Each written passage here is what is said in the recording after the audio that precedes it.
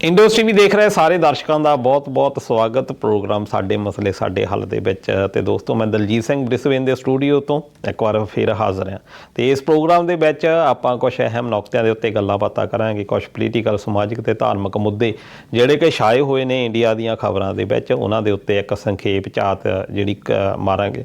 ਤੇ ਮੇਰਾ ਸਾਥ ਦੇਣਗੇ ਹਰਜੀਤ ਲਸਾੜਾ ਜੀ, ਜਿਹੜੇ ਕਿ ਬ੍ਰਿਸਬੇਨ ਤੋਂ ਪੰਜਾਬੀ ਟ੍ਰਿਬਿਊਨ ਦੇ ਪੱਤਰਕਾਰ ਨੇ, ਤੇ ਨਾਲ ਹੀ ਸਾਡੇ ਇਕਬਾਲ ਸਿੰਘ ਧਾਮੀ ਸਾਹਿਬ ਉਹ ਵੀ ਆਏ ਹੋਏ ਨੇ ਸਟੂਡੀਓ ਦੇ ਵਿੱਚ ਤੇ ਉਹ ਵੀ ਆਪਣੇ ਨਾਲ ਗੱਲਾਂ ਬਾਤਾਂ ਜਿਹੜੀਆਂ ਅੱਜ ਕਰਨਗੇ। ਸਭ ਤੋਂ ਪਹਿਲਾਂ ਦੋਨਾਂ ਵੀਰਾਂ ਦਾ ਬਹੁਤ-ਬਹੁਤ ਸਵਾਗਤ ਆ ਸਟੂਡੀਓ ਦੇ ਵਿੱਚ ਜੀ। ਤੇ ਲਸਾੜਾ ਸਾਹਿਬ, ਸਭ ਤੋਂ ਪਹਿਲਾਂ ਤਾਂ ਇਹੀ ਗੱਲ ਸ਼ੁਰੂ ਕਰਦੇ ਆ ਵੀ ਠੰਡ ਬਹੁਤ ਪੰਜਾਬ ਦੇ ਵਿੱਚ ਕੀਤੀ ਆ।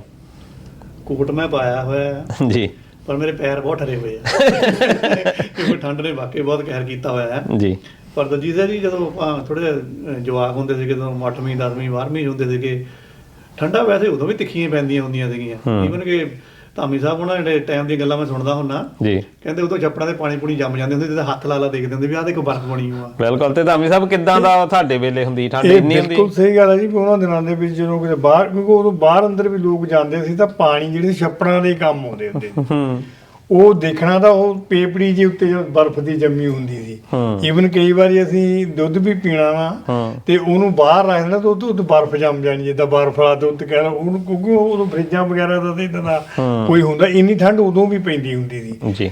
ਪਰ ਹੁਣ ਕੋਈ ਥੋੜਾ ਜਿਹਾ ਮੈਂ ਇਹ ਵੀ ਸਮਝਦਾ ਵੀ ਸਾਡੇ ਵਿੱਚ ਸਹਿਣ ਸ਼ਕਤੀ ਵੀ ਜਿਹੜੀ ਆ ਉਹ ਵੀ, ਉਹਦੀ ਵੀ ਥੋੜਾ ਕਮੀ ਆਈ ਹੈ ਇਸ ਗੱਲ ਦੇ ਵਿੱਚ ਵੀ ਅਸੀਂ ਬਹੁਤੀ ਠੰਡ ਨੂੰ ਹੁਣ ਸਹਿਣ ਨਹੀਂ ਕਰ ਸਕਦੇ। ਹਰ ਬੰਦਾ ਤਰਾ ਕਰਨ ਡਿਆ। ਬਿਲਕੁਲ। ਪਹਿਲਾਂ ਹੁੰਦਾ ਸੀ ਕਿ ਅਸੀਂ ਇੰਜੋਏ ਕਰਦੇ ਸੀ ਹਰ ਮੌਸਮ, ਅਸੀਂ ਚਾਹੇ ਉਹ ਕਹਿ ਲਓ ਕਿ ਬਚਪਨ ਆਇਆ। ਹੁਣ ਤਾਂ ਬਚਪਨ ਜਿਹੜੇ ਬੱਚੇ ਆ ਉਹ ਵੀ ਸ਼ਾਇਦ ਇੰਨਾ ਇੰਜੋਏ ਨਹੀਂ ਕਰ ਪਾਉਂਦੇ, ਉਹ ਵੀ ਰਜਾਈਆਂ ਦੇ ਵਿੱਚੋਂ ਨਿਕਲਣ ਨੂੰ ਤਿਆਰ ਨਹੀਂ। ਪਰ ਆਪਾਂ ਤਾਂ ਇਹ ਸੀ ਵੀ ਜੇ ਧੁੰਦਾਂ ਪੈਂਦੀਆਂ ਸੀ ਉਹਨੂੰ ਵੀ ਇੰਜੋਏ ਕੀਤਾ ਜਾਂਦਾ ਸੀ, ਇੱਕ ਵੱਖਰੀ ਫੀਲਿੰਗ ਹੁੰਦੀ ਸੀ। ਗਰਮੀਆਂ ਆਉਂਦੀਆਂ ਸੀ ਤੇ ਗਰਮੀਆਂ ਦੀਆਂ ਛੁੱਟੀਆਂ ਦਾ ਵੀ ਨਜ਼ਾਰਾ ਹੀ ਵੱਖਰਾ ਹੁੰਦਾ ਸੀ। ਪਰ ਅੱਜ ਕੱਲ੍ਹ ਅਸੀਂ ਮੌਸਮਾਂ ਨੂੰ ਜਿਹੜਾ ਇੱਕ ਇੰਜੋਏ ਜਿਹੜਾ ਕਰਨਾ ਆ ਉਹ ਬੰਦ ਕਰ ਦਿੱਤਾ। ਅਸੀਂ ਧੁੱਪ ਜਿਹੜੇ ਮੰਨਣੇ ਉਦੋਂ ਅਸੀਂ ਏਸੀ ਲਾ ਕੇ ਆਏ, ਹੁਣ ਤਾਂ ਅਸੀਂ ਬਾਹਰ ਨਿਕਲਣਾ ਬੰਦ ਕਰ ਦਿੱਤਾ ਜਦੋਂ ਧੁੰਦਾਂ ਪੈਂਦੀਆਂ ਆ। ਤੇ ਸਰੀਰ ਵੀ ਇਸੇ ਕਰਕੇ ਸ਼ਾਇਦ ਸਾਡੇ ਕਮਜ਼ੋਰ ਆ, ਸਾਡੀ ਜਿਹੜੀ ਇਮਿਊਨਿਟੀ ਆ ਉਹ ਘਟਦੀ ਜਾ ਰਹੀ ਹੈ। ਇਹਦੇ ਉੱਤੇ ਜ਼ਰੂਰ ਕਰਨਾ ਚਾਹੀਦਾ। ਤੇ ਠੰਡ ਜੇ ਪੈਂਦੀ ਆ ਤੇ ਠੰਡ ਨੇ ਪੈਣਾ ਹੀ ਆ, ਹੈ ਨਾ, ਤੇ ਠੰਡ ਨੇ ਪੈਣਾ ਆ, ਇਹਨੂੰ ਇੰਜੋਏ ਕਰਨਾ ਚਾਹੀਦਾ ਆ। ਤੇ ਅੱਗੇ ਗੁਰੂ ਗੋਬਿੰਦ ਸਿੰਘ ਜੀ 10ਵੇਂ ਪਾਤਸ਼ਾਹ ਤੇ ਬਾਜਾਂ ਵਾਲੇ ਉਹਨਾਂ ਦਾ ਜਿਹੜਾ ਪ੍ਰਕਾਸ਼ ਉਤਸਵ ਆ ਉਹ ਵੀ ਮਨਾਇਆ ਜਾ ਰਿਹਾ ਪੰਜਾਬ ਦੇ ਵਿੱਚ ਤੇ ਕਾਫੀ ਉਤਸ਼ਾਹਪੂਰਵਕ। ਪਰ ਫਿਰ ਲਸਾੜਾ ਸਾਹਿਬ ਉੱਥੇ ਗੱਲ ਆ ਜਾਂਦੀ ਆ ਕਿ 5 ਜਨਵਰੀ ਨੂੰ ਮਨਾਇਆ ਜਾਂਦਾ ਆ। ਇੱਕ ਵਾਰੀ ਫਿਰ ਭੰਬਲ ਭੂਸੇ ਦੇ ਵਿੱਚ ਇਹ ਕੌਮ ਜਿਹੜੀ ਆ ਰਹੀ ਆ ਤੇ ਕੈਲੰਡਰ ਅਜੇ ਵੀ ਆਪਾਂ ਲਾਗੂ ਹੀ ਨਹੀਂ ਕੋਈ ਕਰ ਪਾਏ ਤੇ ਉਹਦਾ ਜਿਹੜੀ ਖਾਮਿਆਜਾ ਆ ਉਹ ਸੰਗਤ ਨੂੰ ਭੁਗਤਣਾ ਪੈਂਦਾ ਹੈ, ਕਿਉਂਕਿ ਸੰਗਤ ਅਖੀਰ ਤੱਕ ਹੀ ਇਹ ਰਹਿੰਦੀ ਆ ਕਿ ਪਤਾ ਨਹੀਂ ਐਤਕੀ ਗੁਰੂ ਸਾਹਿਬ ਦਾ ਜਿਹੜਾ ਗੁਰਪੁਰਬ ਆ ਉਹ ਕਦੋਂ ਆਉਣਾ ਆ, ਕਿਉਂਕਿ ਬੜੀ ਸ਼ਰਧਾ ਹੁੰਦੀ ਆ, ਲੋਕਾਂ ਦੇ ਵਿੱਚ ਭਾਵਨਾ ਵੀ ਹੁੰਦੀ ਆ। ਤੇ ਪਰ ਅਜੇ ਤੱਕ ਰੇੜਕਾ ਖਤਮ ਨਹੀਂ ਹੋਇਆ। ਦਲਜੀਤ ਜੀ, ਜੇ ਥੋੜੇ ਸ਼ਬਦਾਂ ਨੂੰ ਨਵੇੜੀਏ ਨਾ, ਕਿਉਂਕਿ ਕੰਮ ਇਹ ਲੰਮਾ ਹੋ ਜਾਣਾ ਆ। ਹਾਂਜੀ। ਮੇਰੇ ਖਿਆਲ ਵੀ ਇਹ ਜਿਹੜਾ ਵਿਸ਼ਾ ਨਾ ਧੁੰਦ ਨਾਲੋਂ ਜ਼ਿਆਦਾ ਗੰਭੀਰ ਆ ਜੀ। ਔਰ ਇਹ ਗੰਭੀਰ ਜਿਹੜਾ ਵਿਸ਼ਾ ਨਾ ਜ਼ਿਆਦਾ ਨਾਨਕਸ਼ਾਹੀ ਕੈਲੰਡਰ ਹੋਣ ਦੇ ਵਿੱਚ ਆਇਆ ਆ।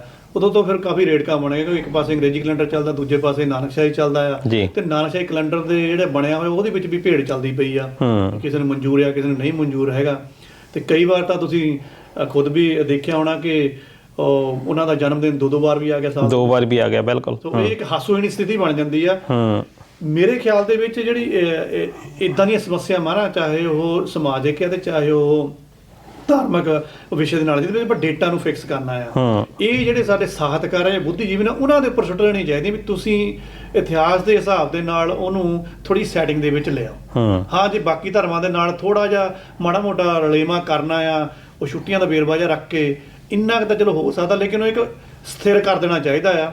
ਤੇ ਮੇਰੇ ਖਿਆਲ ਨਾਲ ਕੀ ਚੱਲ ਰਹੀ ਹੈ ਨਹੀਂ। ਪਰ ਜਿੱਦਾਂ ਪਾਲ ਸਿੰਘ ਪੁਰੇਵਾਲ ਸਾਹਿਬ ਤੇ ਜਿੰਨਾ ਉਹਨਾਂ ਨੇ ਕੰਮ ਕੀਤਾ ਹੈ, ਸ਼ਾਇਦ ਅਸੀਂ ਉਨਾ ਉਹਨਾਂ ਨੂੰ ਸਤਿਕਾਰ ਦੇ ਨਹੀਂ ਪਾਏ। ਬਹੁਤ ਵੱਡਾ ਉਹਨਾਂ ਦਾ ਵਰਕ ਸੀ। ਕੁਛ ਜਿਹੜਾ ਹੋਊਗਾ ਬਿਕਰਮੀ ਸੰਮਤ ਦੇ ਨਾਲ ਹੀ ਆ, ਵੀ ਕੁਛ ਲੋਕ ਜਿਹੜੇ ਆ ਬਿਕਰਮੀ ਸੰਮਤ ਨੂੰ ਛੱਡਣ ਦੇ ਲਈ ਤਿਆਰ ਨਹੀਂ, ਕਿਉਂਕਿ ਉਹਨਾਂ ਦੀਆਂ ਮੱਸਿਆ ਪੁੰਨਿਆਂ ਦਾ ਥੋੜ੍ਹਾ ਜਿਹਾ ਪ੍ਰੋਬਲਮ ਆ ਜਾਂਦੀ ਆ, ਸੰਗਰਾਂਦਾਂ ਦੀ ਪ੍ਰੋਬਲਮ ਆ ਜਾਂਦੀ ਆ। ਤੇ ਖੈਰ ਇਹ ਜ਼ਰੂਰ ਜਿਹੜੇ ਅਗਲੇ ਵਿਸ਼ੇ ਤੇ ਜਾਣ ਤੋਂ ਪਹਿਲਾਂ ਨਾ ਮੈਂ ਤਾਂ ਇੱਕ ਨਾ ਵੈਸੇ ਆਪਣੇ ਦਿਮਾਗ 'ਚ ਸੋਚਦਾ ਸੀਗਾ, ਅਸਜੋਤ ਦੀ ਗੱਲ ਆ ਜੀ, ਤੇ ਸਾਡੇ ਬਜ਼ੁਰਗ ਵੀ ਬੈਠੇ ਸੀਗੇ, ਮੇਰੇ ਵੈਸੇ ਦਿਮਾਗ ਚੱਲਦਾ ਸੀ। ਮੈਂ ਕਿਹਾ ਵੀ ਹਮੇਸ਼ਾ ਹੀ ਇਹ ਪੰਗਾ ਪੈਂਦਾ। ਚਲੋ ਇੱਕ ਖੁਸ਼ੀ ਦੀ ਗੱਲ ਹੈ ਕਿ ਇੰਨੀ ਠੰਡ ਦੇ ਬਾਵਜੂਦ ਵੀ ਹਰਿਮੰਦਰ ਸਾਹਿਬ ਵਿਖੇ ਨਾ ਹਜ਼ਾਰਾਂ ਲੋਕ ਕਤਾਰਾਂ ਦੇ ਵਿੱਚ ਲੱਗੇ ਹੋਏ ਆ। ਸ਼ਰਧਾ ਸ਼ਰਧਾ ਬਹੁਤ ਆ, ਮਨਾ ਰਹੇ ਆਪਣੇ ਗੁਰੂ ਸਾਹਿਬਾਨ ਦਾ ਜੋ ਵੀ ਪ੍ਰਕਾਸ਼ ਪੁਰਬ ਵਗੈਰਾ ਹੈਗਾ ਇਹ। ਵੈਸੇ ਮੇਰੇ ਦਿਮਾਗ 'ਚ ਸੀਗਾ, ਮੈਂ ਕਿਹਾ ਵੀ ਨਾਲ ਦੀ ਨਾਲ ਇਹ ਵੀ ਬਖੇੜੇ ਚੱਲਦੇ ਰਹਿੰਦੇ ਆ, ਇਹ ਇਸ ਤਰੀਕ ਨੂੰ ਕਿਉਂ ਆ ਗਿਆ, ਇਸ ਤਰੀਕ ਨੂੰ ਕਿਉਂ ਆ ਗਿਆ, ਪਿਛਲੇ ਸਾਲ ਤਾਂ ਇਹ ਕਿਸੇ ਹੋਰੇ ਮਹੀਨੇ ਦੇ ਵਿੱਚ ਸੀਗਾ। ਤੇ ਦਲਜੀਤ ਜੀ ਮੇਰੇ ਦਿਮਾਗ ਦੇ ਵਿੱਚ ਫਿਰ ਇਹ ਆਇਆ, ਮੈਂ ਕਿਹਾ ਵੀ ਇਹ ਸਾਰੇ ਬਖੇੜੇ ਨੂੰ ਇੱਕ ਝਟਕੇ ਦੇ ਨਾਲ ਵੀ ਹੱਲ ਕੀਤਾ ਜਾ ਸਕਦਾ ਆ। ਉਹ ਵੈਸੇ ਲੱਗਣਾ ਤਾਂ ਥੋੜਾ ਮਜ਼ਾਕੀਆ ਜਿਹਾ ਆ, ਪਰ ਜੇ ਉਹਨੂੰ ਪ੍ਰੈਕਟੀਕਲੀ ਆਪਾਂ ਵਿਦੇਸ਼ਾਂ ਦੇ ਹਿਸਾਬ ਨਾਲ ਦੇਖੀਏ ਨਾ, ਉਹ ਗੱਲ ਬਣ ਵੀ ਸਕਦੀ ਆ। ਕਿਉਂ ਨਹੀਂ ਪੂਰੇ ਭਾਰਤ ਦੇ ਵਿੱਚ ਜਿਹੜਾ ਹਫ਼ਤਾ ਆ ਵਿਦੇਸ਼ਾਂ ਵਾਂਗੂ 5 ਦਿਨਾਂ ਦਾ ਕਰ ਦਿੱਤਾ ਜਾਵੇ, ਤੇ ਜਿੰਨੇ ਵੀ ਇਹ ਦਿਨ ਤਿਉਹਾਰ ਹੈਗੇ ਆ ਉਹਨਾਂ ਨੂੰ ਕਿਸੇ ਤਰ੍ਹਾਂ ਖਿੱਚ ਕੇ ਨਾ ਵੀਕਐਂਡ ਤੇ ਲਿਆ ਕੇ ਆਇਆ ਜਾਵੇ ਕਿ ਮਨਾਓ ਭਾਈ ਰੱਜ ਕੇ। ਉਹਦੇ ਨਾਲ ਸਾਰੇ ਧਰਮ ਵੀ ਖੁਸ਼ ਹੋ ਜਾਣਗੇ, ਛੁੱਟੀ ਦਾ ਆਨੰਦ ਵੀ ਦੋ ਦਿਨ ਮਨਾਓ ਤੇ 5 ਦਿਨ ਰੱਜ ਕੇ ਕੰਮ ਕਰੋ। ਨਹੀਂ, ਉੱਥੇ ਸਮੱਸਿਆ ਸਾਡੀ ਇਹ ਆ ਵੀ ਜਿਹੜੇ ਸਾਡੇ ਤਿਉਹਾਰ ਨੇ ਉਹ ਹੈਗੇ ਆ ਚੰਨ ਦੇ ਹਿਸਾਬ ਦੇ ਨਾਲ, ਹੈ ਨਾ। ਸਮੱਸਿਆ ਇੱਥੇ ਆ ਜਾਂਦੀ ਕਿ ਅਸੀਂ ਜਿੰਨੇ ਵੀ ਤਿਉਹਾਰ ਮਨਾਉਂਦੇ ਆ ਉਹ ਮੱਸਿਆ ਜਾਂ ਪੁੰਨਿਆ ਨੂੰ ਧਿਆਨ ਦੇ ਵਿੱਚ ਰੱਖਦੇ ਆ ਵੀ ਇੰਨਾ ਜਿਹੜਾ ਚੰਨ ਪੂਰਾ ਸੀ ਜਾਂ ਘੱਟ ਸੀ। ਹੁਣ ਜਿਹੜੇ ਬਾਹਰਲੇ ਦੇਸ਼ ਆ ਉਹਨਾਂ ਦਾ ਹੈਗਾ ਆ ਇੱਕੋ ਫਿਕਸ, ਇਸ ਕਰਕੇ ਕਿ ਉਹ ਸੂਰਜ ਦੇ ਹਿਸਾਬ ਨਾਲ ਕੱਢਦੇ ਆ, ਹੈ ਨਾ।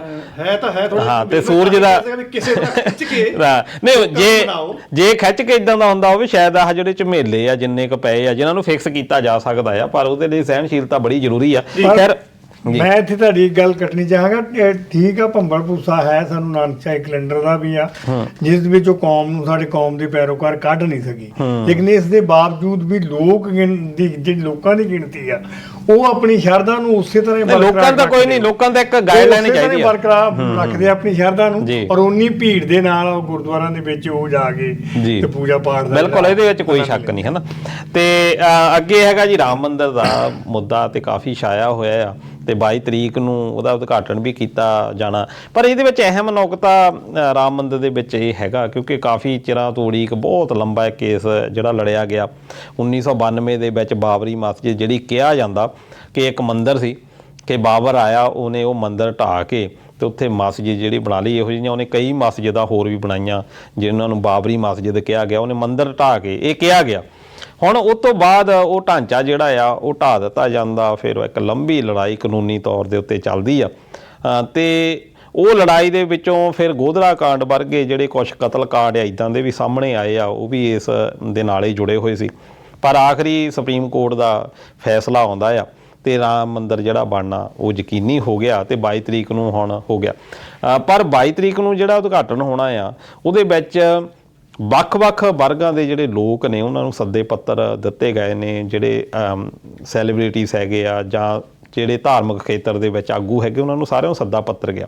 ਪਰ ਇੱਕ ਅਹਿਮ ਜਿਹੜੇ ਅੰਗ ਆ ਹਿੰਦੂ ਧਰਮ ਦਾ, ਸਨਾਤਨੀ ਧਰਮ ਦਾ, ਸ਼ੰਕਰਾਚਾਰੀਆ ਜੀ, 4 ਸ਼ੰਕਰਾਚਾਰੀਆ ਨੇ, ਤੇ ਇਹ ਆਦਿ ਸ਼ੰਕਰਾਚਾਰੀਆ ਉਹਨਾਂ ਨੇ ਆਪਣੇ 4 ਚੇਲੇ ਬਣਾਏ ਸੀ, 4 ਮੱਠ ਬਣਾਏ ਸੀ। ਉਹਨਾਂ ਦੇ ਵਿੱਚ ਉਹਨਾਂ ਦੇ ਜਿਹੜੇ ਮੁਖੀ ਆ ਉਹਨਾਂ ਨੂੰ ਸ਼ੰਕਰਾਚਾਰੀਆ ਕਿਹਾ ਜਾਂਦਾ, ਜਿਹੜੇ ਕਿ 4 ਦਿਸ਼ਾਵਾਂ ਦੇ ਵਿੱਚ ਇੱਕ ਮੱਠ ਦੇ ਵਿੱਚ ਆ।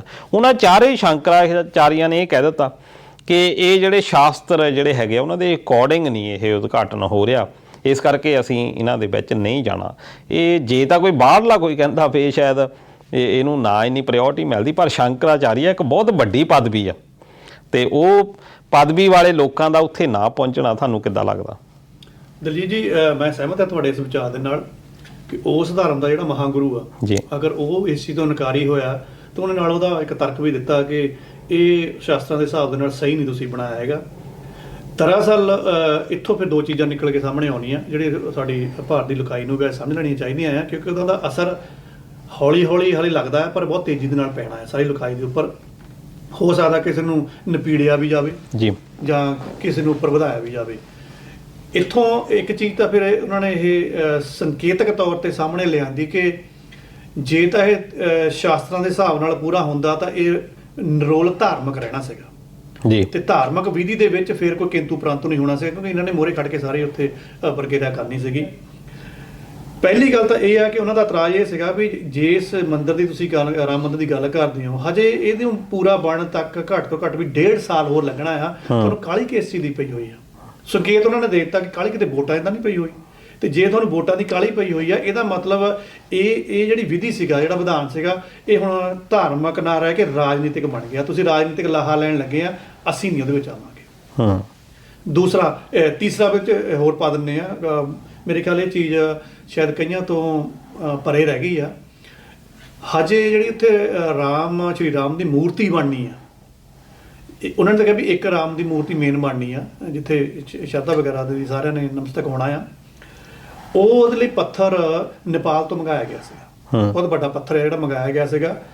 ਹੁਣ ਕੁਛ ਜਿਹੜੇ ਸਾਡੇ ਹੋਰ ਇਹਨਾਂ ਦੇ ਹੁੰਦੇ ਨੇ, ਗੁਰੂ ਹੁੰਦੇ ਨੇ ਜਾਂ ਪੰਡਤ, ਵੱਡੇ ਪੰਡਤ ਹੁੰਦੇ ਨੇ, ਉਹਨਾਂ ਨੇ ਕਿਹਾ ਕਿ ਇਹ ਪੱਥਰ ਦੇ ਨਾਲ ਮੂਰਤੀ ਵੀ ਨਹੀਂ ਬਣ ਸਕਦੀ ਹੈਗੀ, ਵੀ ਇਹ ਪੱਥਰ ਉਹਦੇ ਯੋਗ ਹੀ ਨਹੀਂ ਹੈਗਾ, ਇਹ ਇਸ ਪ੍ਰਕਿਰਿਆ ਦਾ ਪੱਥਰ ਹੋਣਾ ਚਾਹੀਦਾ ਸੀ ਜਾਂ ਇੱਦਾਂ ਹੋਣਾ ਚਾਹੀਦਾ ਸੀਗਾ।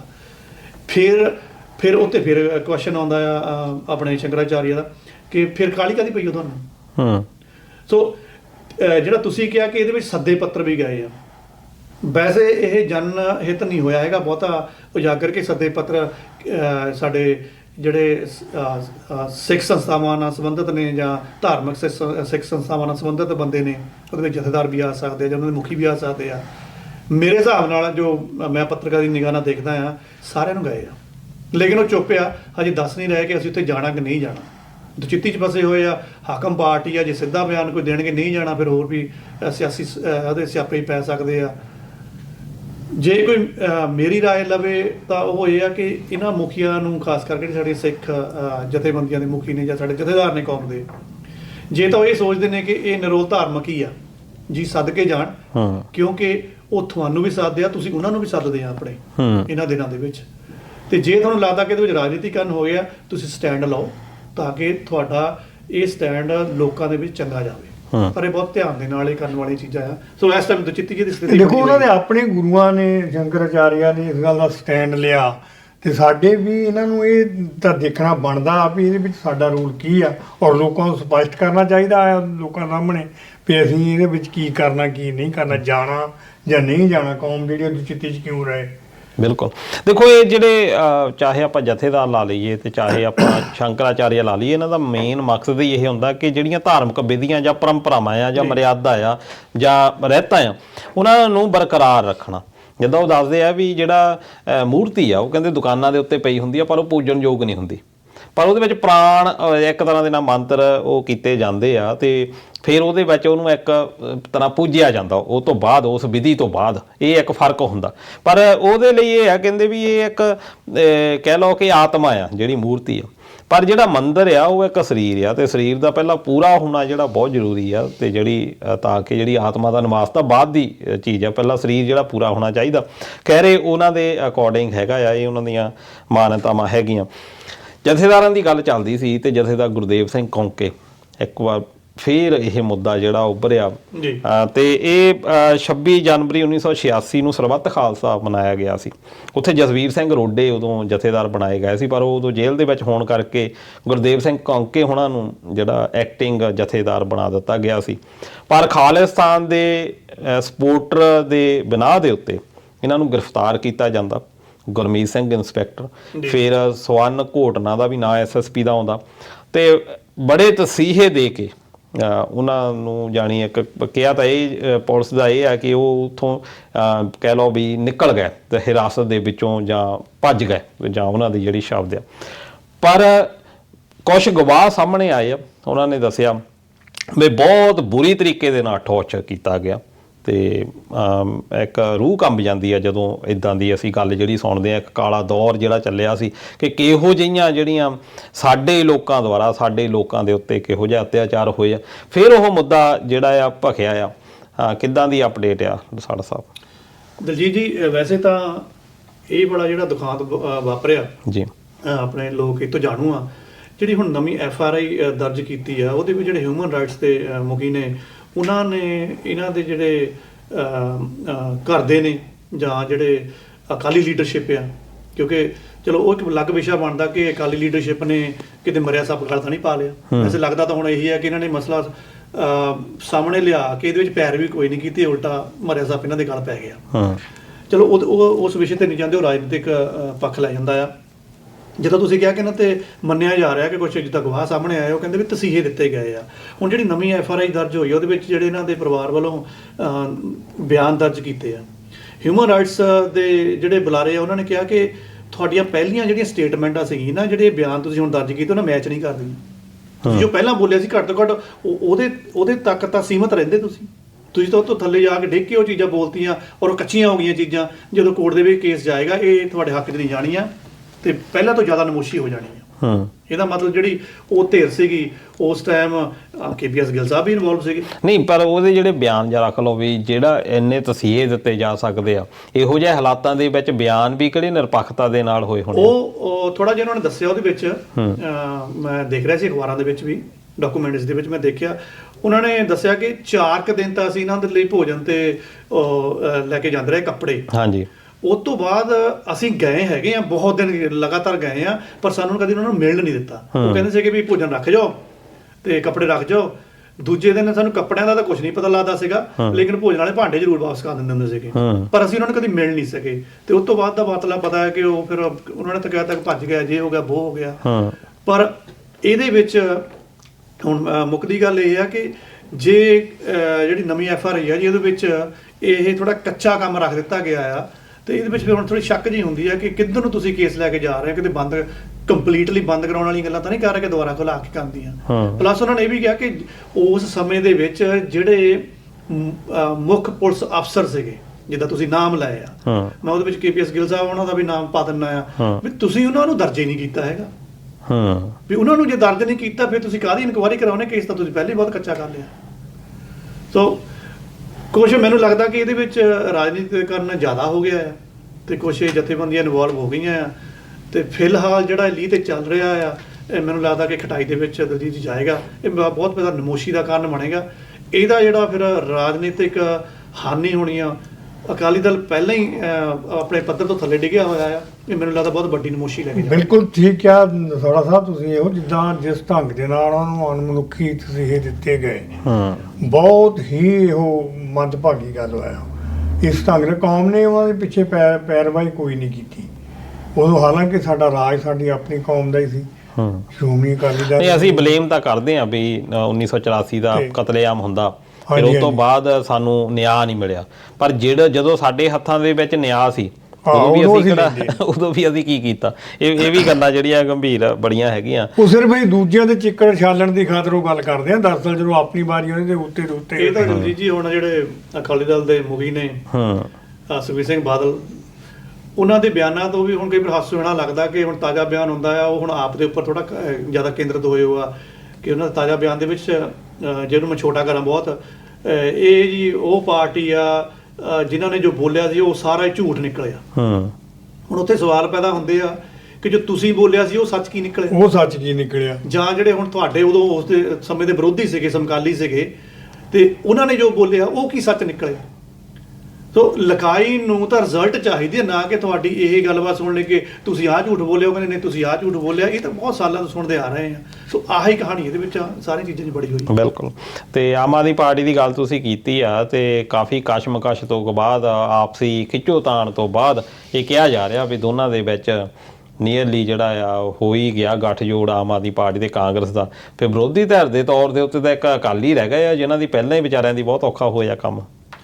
ਦਲਜੀਤ ਜੀ, ਇਹ ਵੈਸੇ ਕਿਆਸ ਰਾਈਆਂ ਅਸੀਂ ਵੀ ਕਾਲਮਾਂ ਦੇ ਵਿੱਚ ਲਿਖਦੇ ਰਹੇ ਹਾਂ, ਇਹ ਕਿਆਸ ਰਾਈਆਂ ਮਜਬੂਰੀ ਸੀਗੀ, ਕਿਉਂਕਿ ਜੇ ਤੁਸੀਂ ਹਾਕਮ ਧਿਰ ਨੂੰ ਨਾ ਹੁਣ ਚੰਗੀ ਤਰ੍ਹਾਂ ਢਾਹ ਲਾਉਣੀ ਆ, ਤੁਹਾਨੂੰ ਕਿਤੇ ਨਾ ਕਿਤੇ ਸ਼ੁਰੂਆਤ ਕਰਨੀ ਪੈਣੀ ਸੀ। ਉਹ ਸ਼ੁਰੂਆਤ ਪੰਜਾਬ ਦੇ ਵਿੱਚੋਂ ਸ਼ੁਰੂਆਤ ਹੋਣੀ ਸੀ, ਲੇਕਿਨ ਇਹੀ ਮਤਲਬ ਕਿ ਕਹਿ ਲਓ ਕਿ ਉਹ ਪਲਾਸੀ ਦਾ ਯੁੱਧ ਬਣਿਆ ਹੋਇਆ ਸੀ, ਕਿਉਂਕਿ ਕਾਂਗਰਸ ਵਾਲੇ ਚਾਹੁੰਦੇ ਆ ਵੀ ਸਾਡੇ ਤੇ ਕੇਸਾਂ ਦੇ ਵਿੱਚ ਇਹਨਾਂ ਨੇ ਸਾਨੂੰ ਅੰਦਰ ਕਰੀ ਜਾਂਦੇ, ਸਾਡੀ ਬੇਕਦਰੀ ਕਰਨ ਡਏ ਆ, ਵੀ ਤੁਸੀਂ ਹਾਕਮ ਸਾਡੇ ਉੱਪਰ ਬੈਠੇ ਹੋ, ਮਾੜਾ ਮੋਟਾ ਪਹਿਲਾਂ ਸਾਨੂੰ ਸਥਿਰਤਾ ਹੋਣ ਦਿਓ, ਸਾਡੇ ਵੀ ਕੋਈ ਪੈਠ ਪੈਣ ਦਿਓ।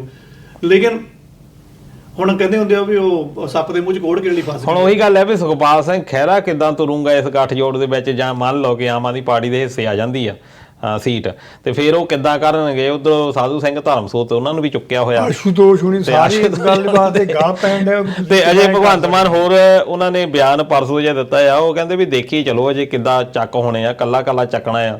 ਤੇ ਉਦਾਂ ਦੀਆਂ ਸਥਿਤੀਆਂ ਦੇ ਵਿੱਚ ਕਿੱਦਾਂ ਦਾ ਇਹ ਗੱਠਜੋੜ ਰਹੂਗਾ, ਇਹ ਯਕੀਨੀ ਵਾਲਾ ਵੀ ਰਹੇਗਾ? ਦਲਜੀਤ ਜੀ, ਦੋ ਕੁ ਚੀਜ਼ਾਂ ਆਪਾਂ ਨੂੰ ਦੇਖਣੀਆਂ ਪੈਣਗੀਆਂ, ਖਾਸ ਕਰਕੇ ਜਿਹੜੀ ਪੰਜਾਬ ਦੀ ਲਿਖਾਈ ਆ।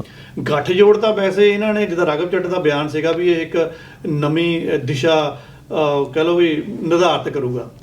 ਪਹਿਲੀ ਗੱਲ ਤਾਂ ਇਹ ਹੈ ਕਿ ਸਾਨੂੰ ਸਮਝਣਾ ਪਊਗਾ ਦਲਜੀਤ ਜੀ, ਇਹ ਜਿਹੜੀਆਂ ਮੇਅਰ ਦੀਆਂ ਚੋਣਾਂ ਚੰਡੀਗੜ੍ਹ ਦੀਆਂ, ਜਿਹੜੀਆਂ ਮੇਅਰ ਦੀਆਂ ਚੋਣਾਂ ਉਹ 'ਚ ਲੋਕਾਂ ਦੀ ਤਾਂ ਪਾਰਟੀਸਪੇਸ਼ਨ ਹੀ ਨਹੀਂ ਹੁੰਦੀ ਹੈ ਜੀ। ਜੇ ਇਸ ਵੈਸੇ ਤਾਂ ਗਾਂ ਲੋਕ ਸਭਾ ਦੀਆਂ ਚੋਣਾਂ ਹੈ, ਜੇ ਆਪਾਂ ਵਿਧਾਨ ਸਭਾ ਦੀ ਚੋਣਾਂ ਦੀ ਵੀ ਗੱਲ ਕਰੀਏ, ਕਿਸੇ ਵੀ ਚੋਣਾਂ ਦੀ ਗੱਲ ਕਰੀਏ, ਪੰਚਾਇਤੀ ਚੋਣਾਂ ਦੀ ਵੀ ਗੱਲ ਕਰੀਏ, ਘੱਟ ਤੋਂ ਘੱਟ ਲੋਕਾਂ ਦੀ ਸ਼ਮੂਲੀਅਤ ਹੁੰਦੀ ਹੈ, ਲੋਕ ਆਪਣਾ ਨੁਮਾਇੰਦਾ ਚੁਣਦੇ ਆ। ਇਹਦੇ ਵਿੱਚ ਲੋਕਾਂ ਨੇ ਕਿਹਾ ਆਪਣਾ ਚੁਣਨਾ ਆ, ਇਹ ਤਾਂ ਆਪਣੀਆਂ ਬੰਦ ਕਮਰਿਆਂ 'ਚ ਮੀਟਿੰਗਾਂ ਕਰਕੇ ਸੈਟਿੰਗ ਦੇ ਨਾਲ ਵੀ ਹੋ ਜਾਂਦਾ। ਪਿਛਲੇ ਜਿਹੜੇ ਮੇਅਰ ਚੋਣ ਹੋਏ ਆ ਇਦਾਂ ਹੋਇਆ, ਅਚਾਨਕ ਹੀ ਕੋਈ ਹੋਰ ਨਾਮ ਨਿਕਲ ਕੇ ਆ ਗਿਆ, ਇਹਦਾ ਮਤਲਬ ਕਿਸੇ ਨਾ ਕਿਸੇ ਦਾ ਸੈਟਿੰਗ ਹੋ ਗਈ ਆ ਜੀ। ਇਹ ਚਲੋ ਉਹਨਾਂ ਨੇ ਆਪਣਾ ਮਨ ਪਰਜਾਵਾ ਕਹਿ ਲਓ ਜਾਂ ਆਪਣਾ ਕਹਿ ਲਓ ਕਿ ਅਸੀਂ ਉਸ ਦਿਸ਼ਾ ਨੂੰ ਸਿੱਧਾ ਕਰ ਲਿਆ। ਨਹੀਂ, ਡਰਨ ਲਈ ਇੱਕ ਇਸ਼ਾਰਾ ਵੀ ਹੋ ਸਕਦਾ ਵੀ ਸਾਡਾ ਜਿਹੜਾ ਗੱਠਜੋੜ ਹੋ ਰਿਹਾ। ਨਹੀਂ, ਗੱਠਜੋੜ ਤਾਂ ਦਲਜੀਤ ਜੀ ਪੱਕਾ ਆ, ਇਹ ਹੋਇਆ ਆ, ਲੇਕਿਨ ਜਿੱਥੋਂ ਸ਼ੁਰੂਆਤ ਕੀਤੀ ਹੈ, ਜੇ ਤੁਸੀਂ ਕਹੋ ਵੀ ਉਹਨੇ ਦਿਸ਼ਾ ਨਿਰਦੇਸ਼ ਨਿਰਧਾਰਤ ਕਰਨੇ ਆ ਗਾਂ ਲੋਕ ਸਭਾ ਦੇ ਵਿੱਚ, ਮੈਂ ਇਹਦੇ ਨਾਲ ਇੰਨਾ ਸਹਿਮਤ ਨਹੀਂ ਹੈਗਾ। ਵੈਸੇ ਵੀ ਕਾਂਗਰਸ ਵਾਲੇ ਤਾਂ ਪਹਿਲਾਂ ਹੀ ਬਹੁਤ ਔਖੇ ਸੀਗੇ ਵੀ ਅਸੀਂ ਇਹਨਾਂ ਨਾਲ ਗੱਠਜੋੜ ਨਹੀਂ ਕਰਨਾ, ਵੀ ਸਾਡੀ ਪੂਰੀ ਕੁੱਤੇ ਖਾਣੀ ਹੋ ਰਹੀ ਆ। ਦੂਸਰੇ ਪਾਸਿਓਂ ਜੇ ਹੁਣ ਆਪਾਂ ਕਹੀਏ ਵੀ ਇਸ ਗੱਠਜੋੜ ਨੂੰ ਅਸਲ 'ਚ ਕੌਣ ਲੀਡ ਕਰ ਰਿਹਾ ਹਾਈ ਕਮਾਂਡ ਤੋਂ, ਉਹ ਹੈਗਾ ਆਪ ਦਾ ਰਾਘਵ ਚੱਡਾ। ਹੁਣ ਪਹਿਲੀ ਗੱਲ ਤਾਂ ਦਬਵੀਂ ਵਿਵਾਦ ਦੇ ਵਿੱਚ ਜਿਹੜੇ ਸਾਡੇ ਇਹ 92 ਆਪ ਦੇ ਜਿੱਤੇ ਹੋਏ ਆ, ਪਹਿਲੀ ਗੱਲ ਤਾਂ ਵੈਸੇ ਇਹਨਾਂ ਨੂੰ ਕੋਈ ਪੁੱਛਦਾ ਨਹੀਂ, ਉਹਨੇ ਸਲਾਹ ਹੀ ਨਹੀਂ ਲੈਂਦਾ। ਪਰ ਦਬਵੀਂ ਆਵਾਜ਼ ਦੇ ਵਿੱਚ ਤਾਂ ਖਬਰਾਂ ਦੇ ਵਿੱਚ ਸਾਡੇ ਤੱਕ ਤਾਂ ਖਬਰ ਪਹੁੰਚ ਹੀ ਜਾਂਦੀ, ਉਹਨੇ ਆਵਾਜ਼ ਪਹੁੰਚ ਹੀ ਜਾਂਦੀ ਆ। ਉਹ ਮਾੜਾ ਮੋਟਾ ਸਾਡੇ ਵੀ ਕੋਈ ਰੱਖ ਲਓ, ਅਸੀਂ ਵੀ ਹੈਗੇ ਆ ਕਿਤੇ ਉੱਦਾਂ ਹੀ ਮਾੜਾ ਜਿਹਾ ਪੁੱਛ ਕੇ ਨਸ਼ਰ ਕਰ ਦਿਆ ਕਰੋ ਵੀ ਅਸੀਂ ਜਿਉਂਦੇ ਆ। ਦੂਸਰੇ ਪਾਸੇ ਕਾਂਗਰਸ ਦੀ ਸਥਿਤੀ ਵੀ ਇਹੀ ਆ, ਉਹ ਆਪਣੀ ਹਾਈ ਕਮਾਂਡ ਨੂੰ ਸਵਾਲ ਕਰ ਰਹੀ ਆ। ਉਹ ਇਹ ਤਾਂ ਬੇਇੱਜ਼ਤੀਆਂ ਆ ਸਾਡੀਆਂ, ਕੋਈ ਸਾਨੂੰ ਵੀ ਪੁੱਛ ਲਓ, ਉੱਦਾਂ ਹੀ ਬਿਠਾ ਕੇ ਮਤਲਬ ਕਿ ਸ਼ੋਅ ਕਰ ਦਿਆ ਕਰੋ ਕਿ ਚਲੋ ਸਾਡੀ ਸਹਿਮਤੀ ਆ। ਨਹੀਂ, ਉੱਥੇ ਵੀ ਹੁਣ ਤੁਸੀਂ ਸਿੱਧੂ ਨੂੰ ਦੇਖ ਲਓ ਮੋਰੇ, ਉਹ ਕਿਸੇ ਪਾਸੇ ਤੁਰਿਆ ਫਿਰਦਾ ਰੈਲੀਆਂ ਕਰਨ ਡਿਆ, ਰਾਜਾ ਬੜਿੰਗ ਜਿਹੜਾ ਦੂਜੇ ਪਾਸੇ ਆਕੜਿਆ ਫਿਰਦਾ। ਉਹ ਦੂਸ਼ਣਬਾਜ਼ੀ ਇੱਕ ਦੂਜੇ ਦੇ ਉੱਤੇ ਜਿਸ ਢੰਗ ਦੇ ਨਾਲ ਹੋਣ ਡਈ ਆ, ਹਾਲਾਤ ਉਹਨਾਂ ਦੇ ਵੀ ਇਸੇ ਢੰਗ ਦੇ ਹੀ ਆ। ਪਰ ਜਿਹੜਾ ਹਾਈ ਕਮਾਂਡ ਦਾ ਆਪਾਂ ਦੇਖੀਏ, ਹਾਈ ਕਮਾਂਡ ਦਾ ਇਕੱਲਾ ਉਹਨਾਂ ਦਾ ਇਹ ਨਹੀਂ ਹੈਗਾ ਨਾ, ਉਹਨੇ ਸਾਰਾ ਇੰਡੀਆ ਲੈਵਲ ਤੇ ਦੇਖਣਾ।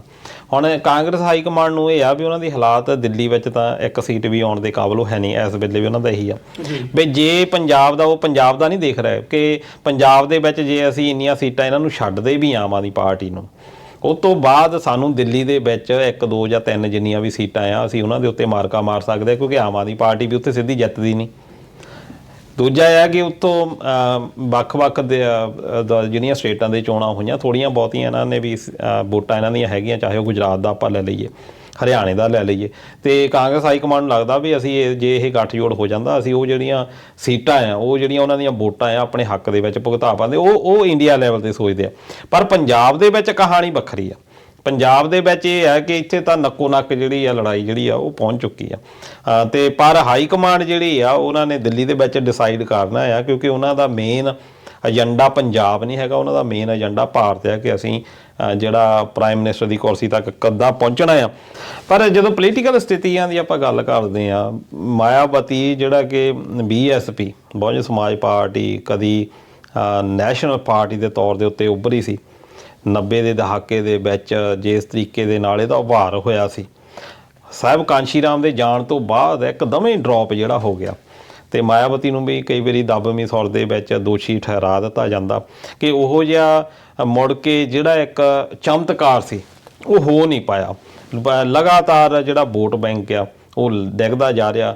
ਬਹੁਤ ਵਾਰੀ ਇਹ ਸਵਾਲ ਵੀ ਹੋਏ ਆ ਕਿ ਜਦੋਂ ਲੋੜ ਸੀ ਉਸ ਵੇਲੇ ਸਮਝੌਤੇ ਕੀਤੇ ਨਹੀਂ ਗਏ, ਕਈ ਵਾਰੀ ਨਜਾਇਜ਼ ਹੀ ਸਮਝੌਤੇ ਕਰ ਲੈ ਗਏ, ਕਈ ਵਾਰੀ ਆਫਰਸ ਵੀ ਆਈਆਂ ਉਹਨਾਂ ਨੂੰ ਠੁਕਰਾ ਦਿੱਤਾ ਗਿਆ, ਕੋਈ ਜਿਹੜੀ ਬਿਨ ਦੀ ਜਿਹੜੀ ਸਿਚੁਏਸ਼ਨ ਆ ਉਹਦੇ ਵਿੱਚ ਸਹੀ ਤਰੀਕੇ ਦੇ ਨਾਲ ਪਾਰਟੀ ਕੰਮ ਨਹੀਂ ਕਰ ਪਾਈ। ਪਰ ਫਿਰ ਅਚੰਭਤ ਕੀਤਾ ਆ ਜਦੋਂ ਬਹੁਤ ਜ਼ਿਆਦਾ ਮਾੜੀ ਹਾਲਾਤ ਦੇ ਵਿੱਚ UP ਵਿੱਚ ਬਹੁਤ ਮਾੜੀ ਪ੍ਰਦਰਸ਼ਨ ਹੈ, ਜਿੱਥੋਂ ਕਿ ਮੇਨ ਜਿਹੜਾ ਬੇਸ ਹੈਗਾ, ਅਤੇ ਮਾਇਆਵਤੀ ਉਹਨਾਂ ਨੇ ਕਹਿ ਦਿੱਤਾ ਵੀ ਅਸੀਂ ਇਕੱਲਿਆਂ ਨੇ ਚੋਣ ਲੜਨੀ ਆ। ਕਿੱਦਾਂ ਲੱਗਦਾ ਦਲਜੀਤ ਜੀ? ਪਾਰਟੀ ਦੇ ਹਿਸਾਬ ਦੇ ਨਾਲ ਇਹ ਫੈਸਲਾ ਵੈਸੇ ਮਾੜਾ ਨਹੀਂ ਹੁੰਦਾ। ਘੱਟ ਤੋਂ ਘੱਟ ਤੁਸੀਂ ਆਪਣੀ ਸਥਿਤੀ ਦੱਸਦੀ ਆ ਕਿ ਸਾਡਾ ਵਜੂਦ ਹੈਗਾ, ਅਸੀਂ ਇਕੱਲੇ ਲੜਨਾ ਆ। ਪਰ ਹੁਣ ਉਸ ਤੋਂ ਬਾਅਦ ਦੇਖਣਾ ਪਏਗਾ ਕਿ ਇਕੱਲੀ ਲੜਾਈ ਨਾਲ ਕਿੰਨੀ ਕੁ ਸਾਰਥਕ ਰਹੂਗੀ। ਜੇ ਆਪਾਂ BSP ਦੀ ਗੱਲ ਕਰਦੇ ਹਾਂ, ਕਾਂਸ਼ੀ ਰਾਮ ਉਹਨਾਂ ਦੇ ਸਮੇਂ ਤੱਕ ਦੀ ਆਪਾਂ ਜੇ ਆਪਾਂ ਪਹਿਲਾਂ ਸੀਮਤ ਹੋਈਏ, ਉਹਨਾਂ ਨੇ ਗਲੀ 'ਚ ਜਾ ਕੇ ਆਪਣਾ ਹੋਕਾ ਦੇ ਕੇ ਸੰਘਰਸ਼ ਕੀਤਾ ਆਪਣੀ ਪਾਰਟੀ ਲਈ। ਇੱਕ ਕਹਿ ਲਓ ਕਿ ਪੂਰਾ ਕੇਡਰ ਨਾਲ ਜੋੜਿਆ, ਆਮ ਲੋਕਾਂ ਨਾਲ ਸਿੱਧਾ ਸੰਪਰਕ ਸੀ। ਆਪਾਂ ਗੱਲ ਕਰਦੇ ਵੀ ਅਕਾਲੀ ਦਲ ਅੱਜ ਵੀ ਕੇਡਰ ਹੈਗਾ, ਮੰਨਣਾ ਪਏਗਾ ਅੱਜ ਵੀ ਕੇਡਰ ਤਾਂ ਵੈਸੇ ਹੈਗਾ ਆ, ਉਹ ਚਲੋ ਵੱਖਰੀ ਗੱਲ ਹੈ, ਕੋਈ ਮਾੜਾ ਮੋਟਾ ਕੋਈ ਨਾਰਾਜ਼ ਆ ਜਾਂ ਕੋਈ ਹਜੇ ਨਾਲ ਜੁੜਿਆ ਹੋਇਆ। BSP ਦਾ ਅੱਜ ਵੀ ਕੇਡਰ ਹੈਗਾ ਆ, BSP ਦੀ ਆਪਣੀ ਵੋਟ ਪੈਂਦੀ ਆ। ਗਲਤੀ ਕਿੱਥੋਂ ਹੋਈ ਆ? ਕਿਉਂਕਿ ਇਹਨਾਂ ਨੇ ਵੀ ਉਹੀ ਕੀਤੀ ਜੋ ਅਕਾਲੀ ਦਲ ਨੇ ਕੀਤੀ ਆ। ਅਕਾਲੀ ਦਲ ਲੋਕਾਂ ਦੀ ਪਾਰਟੀ ਜਦੋਂ ਪਰਿਵਾਰਕ ਪਾਰਟੀ ਬਣ ਗਈ, ਜਦੋਂ ਪਰਿਵਾਰ ਦੇ ਬੰਦਿਆਂ ਨੂੰ ਅੱਗੇ ਇਹਨਾਂ ਨੇ ਚਲਾਉਣਾ ਸ਼ੁਰੂ ਕਰ ਦਿੱਤਾ, ਉਹੀ ਰੀਤ ਜਾ ਕੇ ਕਾਂਸ਼ੀ ਰਾਮ ਨੇ ਗਲਤੀ ਨਹੀਂ ਕੀਤੀ। ਕਾਂਸ਼ੀ ਰਾਮ ਨੇ ਮਾਇਆਵਤੀ ਨੂੰ ਐਜ਼ ਏ ਵਲੰਟੀਅਰ ਕਿ ਮੇਰਾ ਤੂੰ ਤਕੜਾ ਵਲੰਟੀਅਰ ਆ, ਨਾ ਉਹਨੇ ਜੈਂਡਰ ਦੇ ਵਿੱਚ ਕੋਈ ਵਖਰੇਵਾਂ ਕੀਤਾ, ਉਹਨੂੰ ਸੌਂਪਤਾ ਕਿ ਤੂੰ ਅੱਗੇ ਪਾਰਟੀ ਨੂੰ ਚਲਾਉਣਾ ਆ। ਪਰ ਉਸ ਤੋਂ ਬਾਅਦ ਸਥਿਤੀਆਂ ਫਿਰ ਅਕਾਲੀ ਦਲ ਦੇ ਬਰਾਬਰ ਦੀਆਂ ਆ ਗਈਆਂ। ਮਾਇਆਵਤੀ ਨੇ ਵੀ ਤਾਂ ਆਪਣੇ ਪਰਿਵਾਰ ਦੇ ਵਿੱਚ ਅਗਲਾ ਸੌਂਪ ਦਿੱਤਾ ਆ।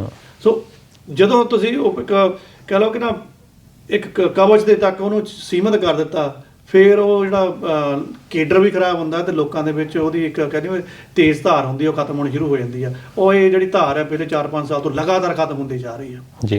ਅਕਾਲੀ ਦਲ ਨੂੰ ਪਰਿਵਾਰਵਾਦ ਨੇ ਢਾਹ ਲਾਈ ਆ ਤਾਂ ਬੀਐਸਪੀ ਨੂੰ ਵੀ ਪਰਿਵਾਰਵਾਦ, ਕਿਉਂਕਿ ਕਾਂਚੀ ਰਾਮ ਤੱਕ ਕੋਈ ਪਰਿਵਾਰਵਾਦ ਨਹੀਂ ਸੀ। ਨਹੀਂ, ਉਹ ਤਾਂ ਆਪਣੇ ਘਰੇ ਹੀ ਨਹੀਂ ਗਏ। ਮਾਇਆਵਤੀ ਦਾ ਇਹ ਫੈਸਲਾ ਲੋਕਾਂ ਨੂੰ ਨਾ ਤਾਂ ਚੰਗਾ ਲੱਗਾ, ਨਾ ਇਹਨਾਂ ਨੇ ਸਵੀਕਾਰ ਕੀਤਾ। ਮਾਇਆਵਤੀ ਨੂੰ ਆਪਣੇ ਪਰਿਵਾਰ ਦੇ ਵਿੱਚੋਂ ਇਦਾਂ ਇਹ ਕਹਿ ਕੇ ਨਹੀਂ ਕਹਿਣਾ ਚਾਹੀਦਾ ਜੋ ਬਾਹਰੋਂ ਪੜ੍ਹ ਕੇ ਆਇਆ, ਜਿਹਨੂੰ ਰਾਜਨੀਤੀ ਜਾਂ ਸ਼ਾਸਤਰ ਦੀ ਜਾਂ ਲਾਅ ਦੀ ਬਹੁਤ ਜਾਣਕਾਰੀ ਹੈ, ਇਹ ਗੱਲਾਂ ਨਹੀਂ ਹੈਗੀਆਂ। ਇੱਥੋਂ ਪੜ੍ਹੇ ਲਿਖੇ ਵੀ ਤੁਹਾਡੇ ਕੇਡਰ 'ਚ ਹੋ ਹੀ ਸਕਦੇ ਆ।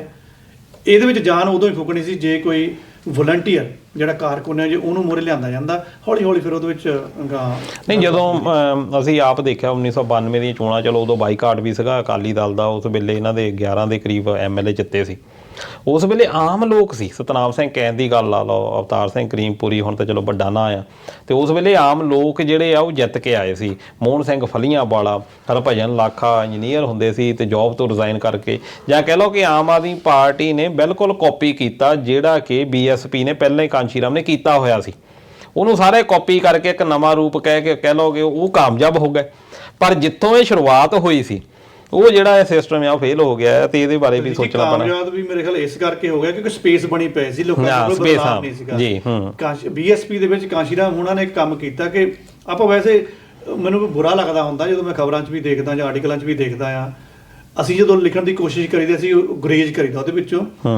ਅੱਜ ਵੀ ਬਾਕੀ ਪਾਰਟੀਆਂ ਵਾਲੇ ਜਾਂ ਕੁਝ ਆਮ ਲੋਕ ਇਹ ਸੋਚ ਲੈਂਦੇ ਵੀ ਇਹ ਜਿਹੜੀ BSP ਨਾ ਕਿਸੇ ਖਾਸ ਜਾਤ ਧਰਮ ਨਾਲ ਨਹੀਂ, ਇਹ ਗਲਤ ਆ। ਇਹ ਮੰਨ ਕੇ ਚਲੋ ਕਿ ਤੁਹਾਡੇ ਤੇ ਨਾ ਇਹ ਲੇਪੜ ਕਿਸੇ ਨੇ ਲਾ ਕੇ ਤੁਹਾਨੂੰ ਤਬਾਹ ਕਰ ਦਿੱਤਾ। ਇਹ ਕਿਰਤੀਆਂ ਦੀ ਸੀਗੀ, ਕੰਮਕਾਜੀ ਜਿਹੜੇ ਬੰਦੇ। ਪਰ ਉਹਦੇ ਵਿੱਚ ਉਹਨਾਂ ਦਾ ਵੀ ਦੋਸ਼ ਹੈ ਜਿਨ੍ਹਾਂ ਨੇ ਇਹਨੂੰ ਖਾਸ ਵਰਗ ਨਾਲ ਜੋੜਿਆ।